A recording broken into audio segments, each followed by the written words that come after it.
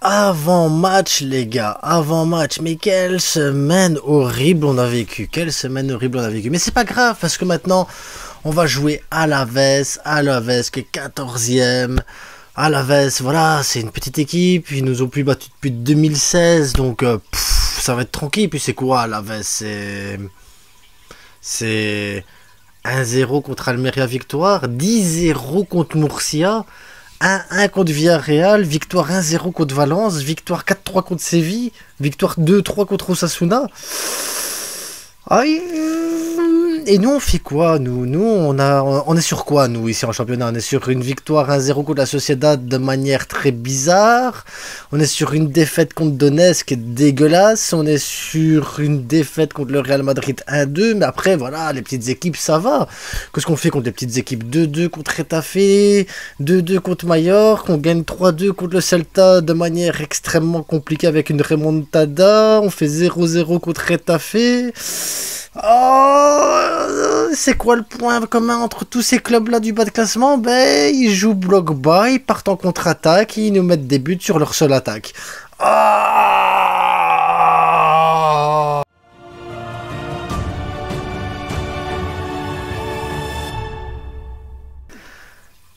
Abonnez-vous, likez, partagez. Ouais. Abonnez-vous, parce qu'on va tous gagner beaucoup de matchs. Ouh, bon les gars, ouais, un peu de bonne humeur quand même, un petit peu de bonne humeur. Donc, comme vous l'avez vu en intro, ça va être compliqué quoi qu'il arrive, parce que le Barça, on peut pas avoir le bonheur tout le temps. On peut pas. On peut avoir des brides de temps en temps, mais on peut pas avoir le bonheur total. Donc le Barça est en crise, parce que le Barça est en crise. Il faut utiliser le mot comme il est actuellement. Xavi, les supporters, les joueurs et tout ça. D'ailleurs, il y a les 4 capitaines, après le match contre le Shakhtar Donetsk, ont organisé une réunion, un dîner plutôt, avec sans le staff technique, donc juste les joueurs, et dans le but d'inverser la tendance qui est d'avoir un moral négatif, d'avoir quelque chose qui ne va pas, et les discussions sont portées surtout sur le sportif en interne. Donc, ils ont remarqué qu'il y avait un problème d'ambiance au sein du vestiaire, quelque chose qu'il n'y avait pas en début de saison que maintenant il y a actuellement. C'est un problème d'ambiance, un problème... il se passe quelque chose dans le vestiaire. De toute façon, il se passe quelque chose dans le vestiaire avec les joueurs et tout ça. Et ils pensent que c'est le bon moment pour inverser la tendance, ramer ensemble en famille, faire en sorte que tout le monde aille dans la même direction. Donc, qu'est-ce qui s'est passé après cette réunion? C'est qu'il y a eu une autre réunion qui a eu lieu hier, donc vendredi, avec le staff technique. Ils ont discuté des choses en interne, ils ont discuté un peu tactique et tout ça, mais c'est surtout les choses en interne. Ils se sont rendus compte qu'il y a eu beaucoup de fuites et d'informations qui sont parties dans les journaux. Et les nouveaux joueurs qui sont arrivés cette année se rendent compte que, en dehors du club, il y a une ambiance malsaine. Les journaux, les médias, la twittosphère, tout ce qui est information et tout ça en tout genre, mais énormément de pression sur le Barça. Ils se rendent compte que c'est la merde en dehors, et donc il faut éviter d'avoir des fuites dans les journaux et tout ça, parce que ça crée une mauvaise ambiance après en interne, ça crée une mauvaise ambiance en externe, ça donne des informations qui ne doivent pas avoir lieu, et ça, des discussions et des trucs qui ne servent à rien. Donc ils ont profité de la réunion d'hier, donc vendredi, je répète au cas où vous regarderez la vidéo dimanche. Ils ont lavé leur linge sale en famille, ils ont mis le point sur tout, ils ont décidé de... Voilà, ils ont parlé tous ensemble, à mon avis, ils ont dit les choses qui allaient, les choses qui allaient pas, ce qui doit être travaillé et tout ça. Réunion extrêmement positive apparemment entre le staff, entre les joueurs, et entre eux et tout ça. Et le groupe a décidé que c'était le bon moment, et ils sont tous mis d'accord qu'il faut aller dans le même sens, qu'il faut aller vers un mieux, qu'il faut aller de l'avant. Et aller de l'avant, ça commence par ce match-ci dimanche, contre Alavés. Moi j'ai envie de vous dire, c'est bien, il faut qu'ils discutent entre eux, il faut qu'ils lavent leur linge sale, il faut qu'il y ait tout ça, il faut remettre les choses en ordre, parce que ça va pas, c'est la crise, il faut dire ce qui est, c'est la crise. Et ça commence par Alavés, parce que Alavés c'est le début de quelque chose. Maintenant, nous allons voir, nous, de nos propres yeux, la réaction sur Alavés. Nous allons voir la réaction de Xavi, la réaction des joueurs. Parce que maintenant, il faut qu'il y ait des joueurs qui portent les cojones, qui les mettent sur la table et qui disent voilà, c'est bon, nous on est les leaders des Aroro, les Lewandowski, les Gundogan, Pedri, il est de retour, il doit montrer qu'il est là, qu'il fait partie de l'équipe, Cancelo, tous les joueurs, tous des anciens oui, même s'ils sont nouveaux dans le club, mais des anciens qui ont connu d'autres grands clubs, doivent montrer l'exemple. Et ceux qui sont dans le club depuis longtemps, qui mouillent le maillot pour le Barça, doivent montrer qu'ils mouillent le maillot pour le Barça et montrer l'exemple à ceux qui ne le font pas. Donc il va falloir que tout le monde aille dans le même sens, et la réaction, on va l'avoir contre Alaves. Il n'y aura pas le choix de toute façon, parce que le problème qu'on a, c'est qu'après il y a une trêve internationale, ça va leur faire du bien, ils vont pouvoir respirer, se mettre bien, changer les idées, revenir. D'ailleurs, il y a pas mal de joueurs du Barça qui normalement jouaient avec l'équipe espagnole qui n'ont pas été sélectionnés, comme Baldé, comme Fermin, comme Pedri. Ça va leur permettre de rester au repos, de profiter un petit peu, de se reposer, de travailler quelques ajustements et tout ça tactique.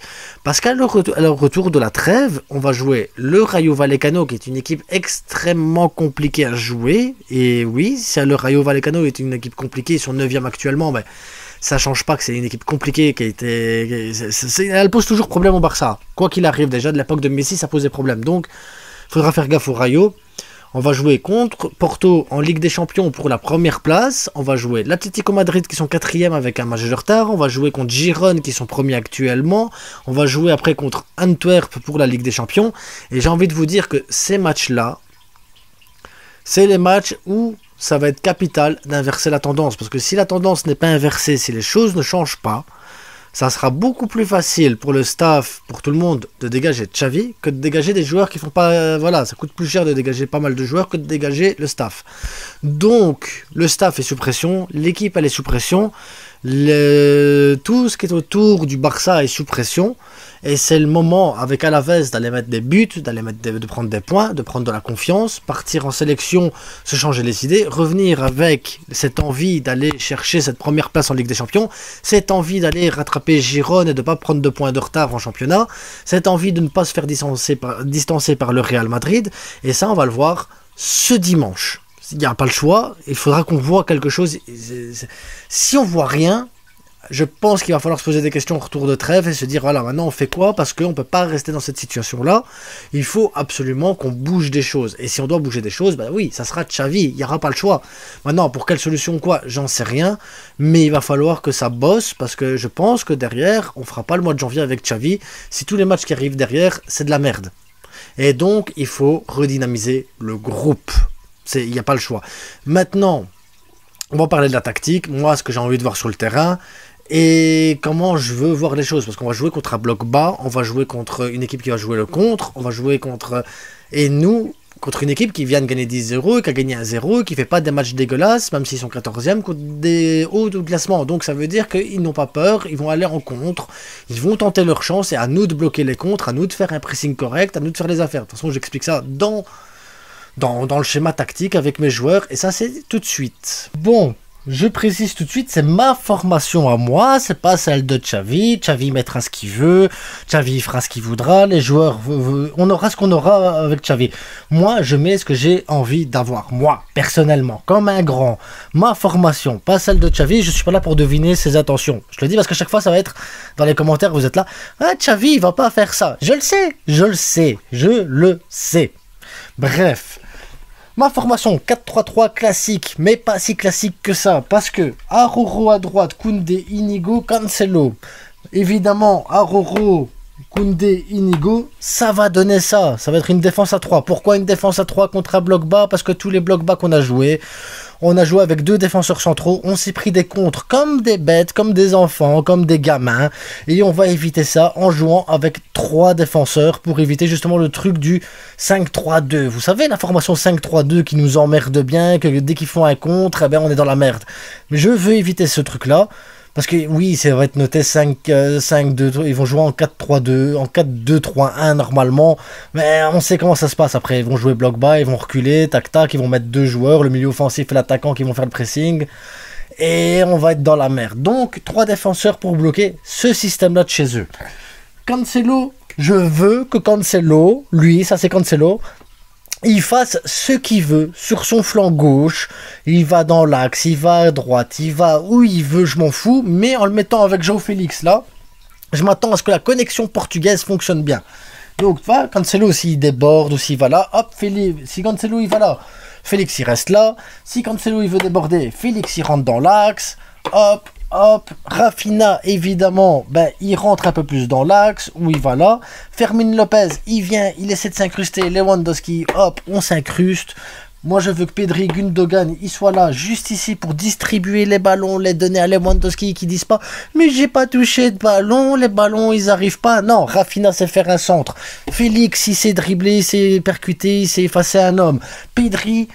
Lewandowski, Pedri, Gundogan savent distribuer des ballons, trouver des trucs magiques, combiner, il n'y aura pas de problème. Fermin Lopez avec Lewandowski devant. Fermin Lopez, on a vu, il sait s'incruster, il sait s'infiltrer, il sait tirer de loin, il sait aider et apporter du soutien. Donc, on aurait plein de gens dans le rectangle, c'est la classe, c'est beau. Normalement, Lewandowski devrait être servi. En plus de ça, parce que oui, en plus de ça, Koundé, Inigo sont des joueurs qui savent donner des bons ballons, qui savent changer d'aile, qui savent donner, qui savent percuter. Par exemple, Aroro peut percuter, frapper de loin. Koundé peut percuter, casser des lignes. Inigo, il sait aussi distribuer des longs ballons, faire des transversales, changer de rythme et tout ça. Ça veut dire que si Rafinha il colle, que tout le monde il est là bloqué parce qu'on est bloqué là, parce qu'il y a plein de monde à cet endroit-là. Inigo, il peut faire la passe, changer d'aile. Lui, il a le temps, il fait un centre. Lewandowski, deuxième poteau, il met une tête, il marque un but. Nom de Dieu, c'est ça que je veux voir. Pareil, on perd la balle, imagine, tu perds la balle. Pressing, pressing, pressing. Je veux du pressing, du contre-pressing. Je veux que les gens... Je m'en fous de la formation au final, parce que ça ressemble à rien. Je veux que si on perd la balle, ah ben, chacun tient un homme, chacun tient un homme. Et si le gardien, imaginons, il donne la balle au gardien et ils savent pas quoi faire, ah ben lui il monte, et l'autre il va sur le gardien, l'autre il prend le relais et tout ça. Et je veux à chaque fois qu'on fasse le pressing, qu'on les laisse pas respirer. Je veux pas qu'ils aient le temps, pas un pressing en marchant comme on a fait la dernière fois. Non, je veux vraiment que le gardien il ait pas le temps de regarder où doit aller la balle, que le défenseur il ait pas le temps de se retourner, de se dire ah, tiens je te la fais à toi, tiens je te la fais à toi, on va faire des passes et tout ça, et que nous on regarde spectateur en marchant. Non, c'est fini ça. Pressing, pressing, pressing. Tu perds la balle, tu viens, tu arraches une jambe, je m'en fous, mais je veux qu'on récupère les ballons, je veux qu'on donne notre vie sur le terrain, je veux voir une réaction des joueurs, parce que maintenant il faut une réaction des joueurs, parce qu'il y en a marre d'avoir l'air d'enfants gâtés, de fonctionnaires. Oh, on est là pour prester et c'est tout. Non, c'est fini cette histoire-là. On preste pas, on va, on joue notre football et c'est tout ce qui compte. Donc 4-3-3. Gavi il est suspendu, on a toujours Auriol sur le banc.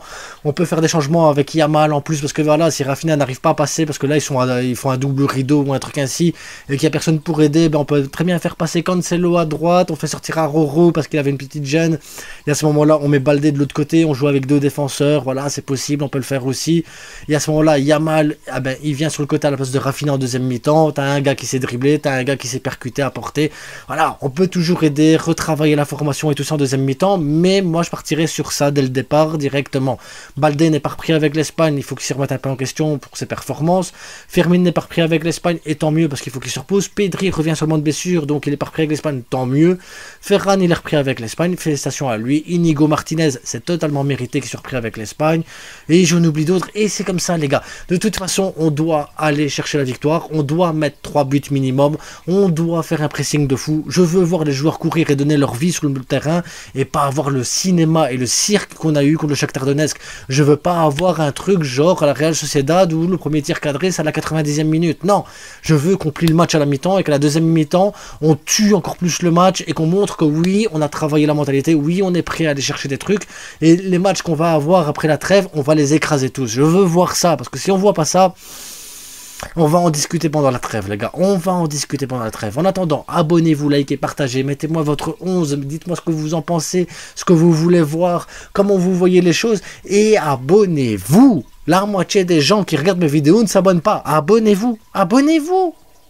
Et n'oubliez pas, c'est que du foot. Je sais que je le dis, je m'énerve, mais c'est que du foot.